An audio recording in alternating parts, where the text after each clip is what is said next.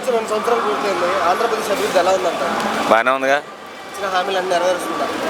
అన్నీ నెరవేర్చాలంటే ఎవడి వల్ల కాదు, కానీ కొంతవరకు నెరవేరుస్తున్నారు. బాగానే పర్వాలేదు చేస్తున్నారు. చిన్న చిన్న తప్పులు అంటే ఆటోమేటిక్గా ప్రతి ఒక్కరు ఉంటుంది. మనం ఇప్పుడు నువ్వు కెమెరా పట్టుకున్నావు, నేను మాట్లాడుతున్నావు, తప్పు లేకుండా మాట్లాడతాం కుదురుతుందా? కుదరదుగా. నేను పరిపాలన విషయానికి వస్తే ఎలా ఉంది? పరిపాలన కూడా పర్వాలే. ఇప్పుడు రోడ్లు వేస్తున్నారు, అలాగే వ్యవసాయం చేస్తున్నారు, ఆడపిల్లలకు డబ్బులు వేస్తామన్నారు, వేసారు.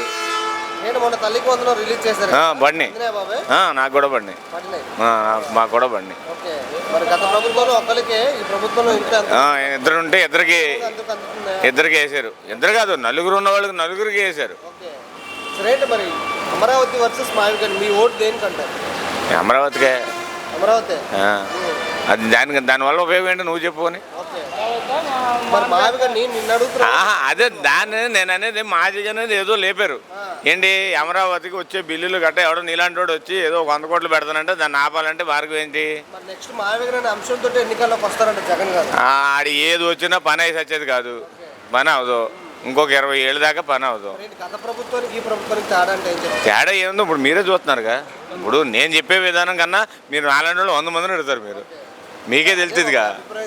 అసలు ఎట్టి పరిస్థితులు ఆ ప్రభుత్వానికి ఈ ప్రభుత్వానికి సంబంధం లేదు. అంటే నాకేదో చేశారని కాదు, నేను నా వరకు చెప్పట్లే. వ్యవసాయ రంగం కావచ్చు, లేకపోతేనేమో రోడ్లు కావచ్చు, లేకపోతే పరిపాలన కావచ్చు. 3 సంవత్సరాలు 5 సంవత్సరాలు పాలించాడు. సుఖం ఏంటి? రాజధాని లేదు మనకి. చిన్న పిల్లలు ఉన్నారు, మా పిల్లలే చదువుకుంటున్నారు. మీ రాజధాని ఏదంటే ఎవరు ఏం చెప్పాలని అడిగారు, మమ్మల్ని అడిగారు. మరి ఏంటి ఈ ప్రభుత్వం వచ్చి కక్ష సాధింపు రాజకీయాలు జరుగుతుంది, ఇష్టానుసారం పరిపాలన చేస్తున్నారు అలా కాదు. మరి చిన్న చిన్న ఇళ్ళు చేశారు కదా. నువ్వు దెబ్బ కొడుతున్నాను, నువ్వు 2 దెబ్బలు కొడుతున్నాను, దెబ్బని కొట్టినా మరి కొట్టాలిగా. కొట్టకపోతే ఇప్పుడు అంతగా కూడా నీకు అర్థమవుతుందా? అంత సాఫ్ట్గా వెళ్ళిపోయింది అనుకో, వ్యవహారం బాగోదు. కొన్ని కఠినమైనవి ఉంటాయి మరి బాధ్యతగా చేసేటప్పుడు. అరెస్ట్లు అక్రమంగా ఏం లేదు, కానీ నువ్వు నన్ను అరెస్ట్ చేసి వస్తాను, నువ్వు నన్ను మరి అక్రమం కంటే అదే. నువ్వు నన్ను చేసావు అనుకో అక్రమం అవుద్ది. అది నేను నిన్ను ఏదైనా చేశాక చేసావు అనుకో సక్రమం అవుద్ది. జగన్ 2.0 నెక్స్ట్ రాబోతుందంట. సరే, ఆయన అదృష్టం బాగుండి మన అదృష్టం బాగోపోతే ఏం చేయలేము. వచ్చే అవకాశం ఏమైనా ఉందంటారా? 99% లేదు, అసలు 1% కూడా లేదు. మన దరిద్రం బాగోపోయింది అనుకో వస్తాడు, దాంట్లో తప్పే ఉంది. ఆయన వచ్చినందువల్ల మనకైతే లాస్ లేదు. మన పని నీ పని నువ్వు చేస్తావు, నా పని నేను చేస్తా అంటే ఉన్న. విద్యుత్ ఛార్జీలు కానీ, కాయగూర ధరలు కానీ, నిత్యావసర ధరలు, కాయగూరలు కూడా వాళ్ళకి మీద పెట్టేస్తే ఎట్టకాయా? మీరు కూడా అడిగే ప్రశ్నకు ఒక లైన్ ఉండాలి. కాయగూరలు కూడా వాళ్ళకంటే ఎలా చెప్పు? ఇప్పుడు మొన్న రొయ్యల చెరువు రైతులకి అన్నారు, పోరాడారు. పొగాకు అన్నారు, పోరాడుతున్నారు.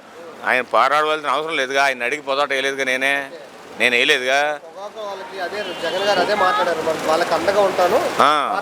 ఏం పీకుతాడంటే అండగా ఉండి ఆయన వాళ్ళ వల్ల అయితే అవదు.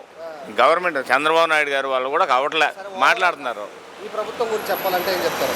ప్రభుత్వం గురించి అయితే పర్వాలేదు, మనకేదో చేయలేదని చెప్పకూడదు, కానీ నాకైతే ఏం ఉపయోగం లేదు, కానీ ఓవరాల్గా బాగుంది.